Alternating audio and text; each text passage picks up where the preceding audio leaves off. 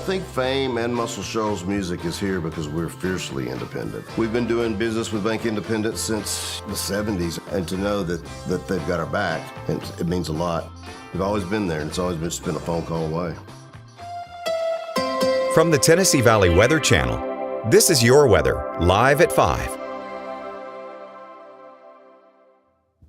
Fred Gossett here in the Tennessee Valley Weather Center on this Wednesday afternoon, live at 5 with your latest forecast. Another day, more thunderstorms on the radar this afternoon. None are severe, but a few of them are strong with a lot of lightning and some gusty winds. We'll go right to Viper Live Doppler radar, and you can see that currently the main storms are clustered up over northern parts of Alabama. There are only a few very spotty showers over southern middle Tennessee at this hour, currently at 5 o'clock on this Wednesday. So we're going to focus most of the radar tour over North Alabama where the action actually is. But later on into the overnight, showers and thunderstorms will be moving into southern middle Tennessee as well. We'll detail the forecast here in just a moment. Let's look at radar now where storms are currently. And some of the heaviest storms we have are into eastern areas of Colbert County in northwest Alabama. Now, again, none of these are severe. And keep in mind by what we mean by severe, that would be wind gusts of 58 miles per hour or greater, or hail to the size of quarters or larger. These storms are producing neither of those things, so they're not up to severe levels, but they have a tremendous amount of lightning with them in addition to really heavy rains, and there could be some 30, 40, 45 mile per hour wind gusts here, which certainly strong enough to knock down some tree limbs, and given the saturated ground conditions that we have, that could push over a few smaller trees or some drought-weakened trees from the drought we had last year into the start of this year, or just in general trees that are unhealthy and aren't as strong as normal. They could be pushed over in winds of 40 miles per hour or so as well. That's possible here in the eastern parts of Colbert County. We're talking about running from the Bethsaida area in northeast Franklin County up through to Old Bethel, White Oak, up through Leeton, the Bethel community on Alabama 184 there in eastern Colbert County through Ford City up to Aqua Vista.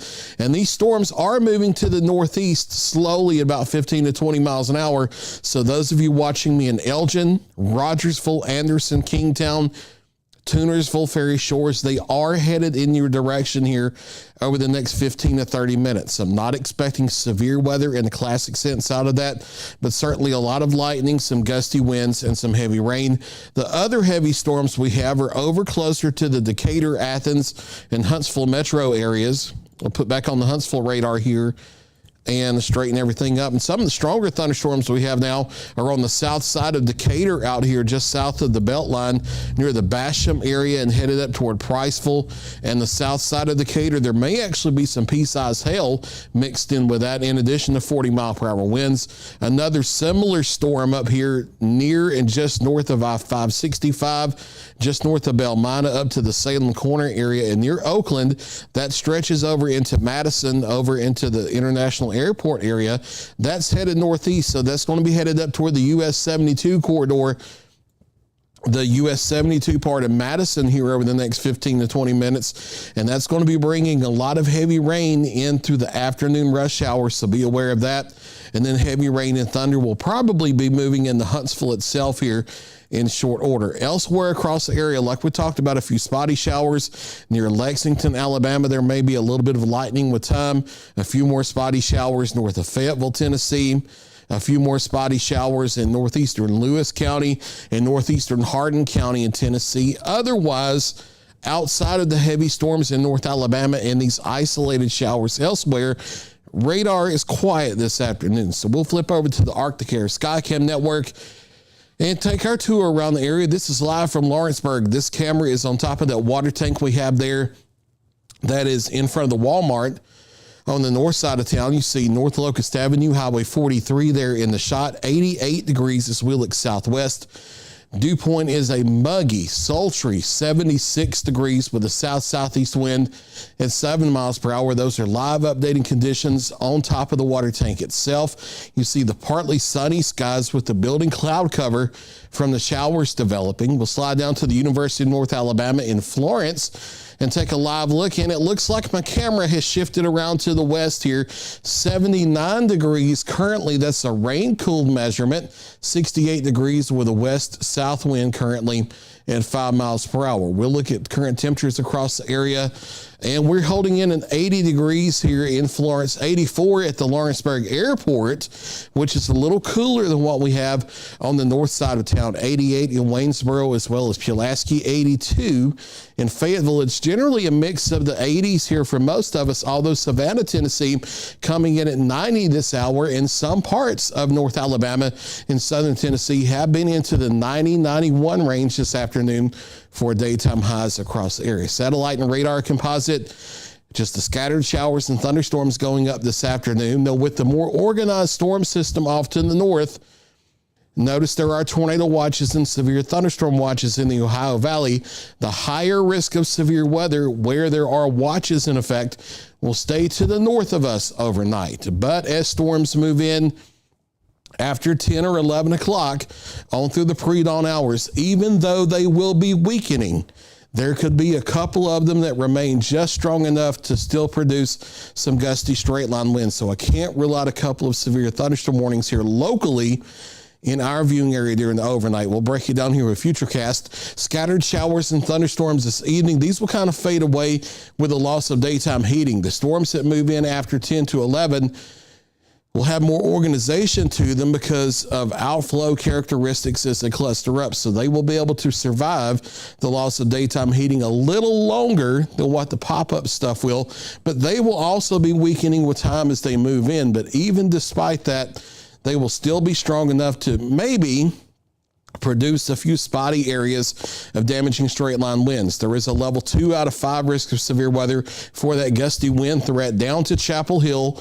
to Lawrenceburg, to Waterloo, to near Iuka, then a level 1 risk down across North Alabama. I don't expect big problems overnight. And I will say now that any risk of a tornado overnight is as close to zero as it can be without being completely zero, because it's never completely zero anytime there's a severe storm, but it's as close to zero as it can be. And the tornado threat is so close to zero in our area that we're not even outlooked in tornado probability. So I'm not expecting that type of weather overnight. I just can't rule out, as the storms gust out as they move in overnight, there being 1 or 2 severe thunderstorm warnings, especially in our Tennessee counties, as the storms first move in, for maybe some isolated areas of gusty straight line winds that may get up around 45, 50, 60 miles an hour. This is not a big deal. I don't want you to be scared of this. There's no reason to be. This is typical overnight thunderstorms that we see in the summer. There could just be a couple of severe thunderstorm warnings. And then as those original storms move through, they kind of work over the atmosphere so that additional storms, as we head on through the morning hours of Thursday, not likely to have the same strength with them.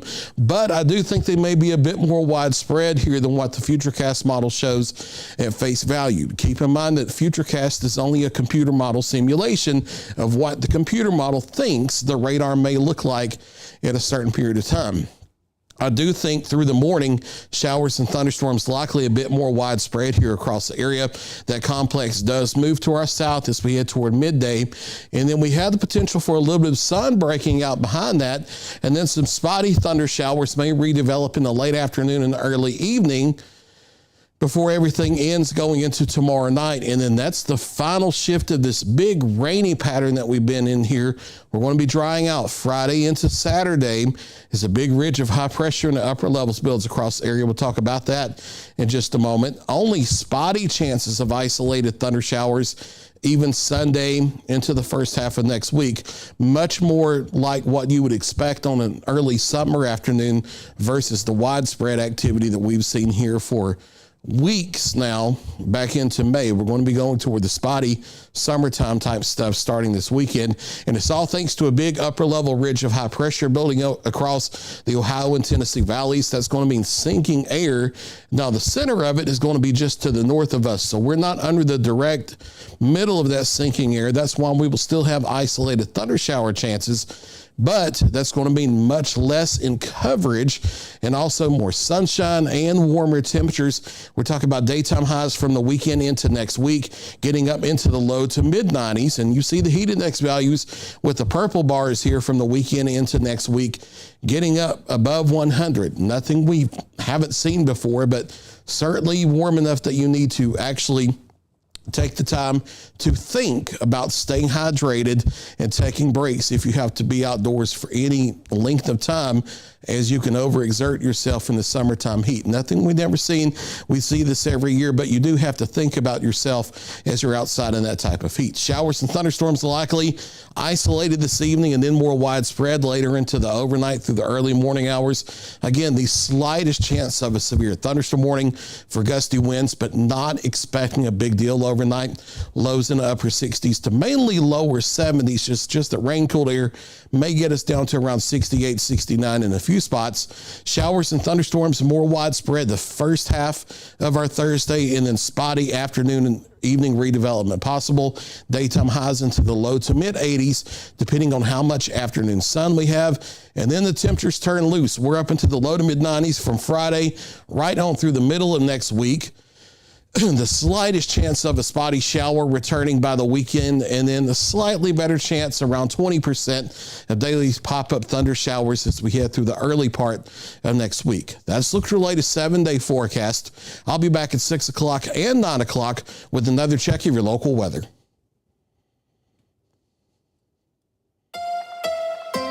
You're watching the Tennessee Valley Weather Channel.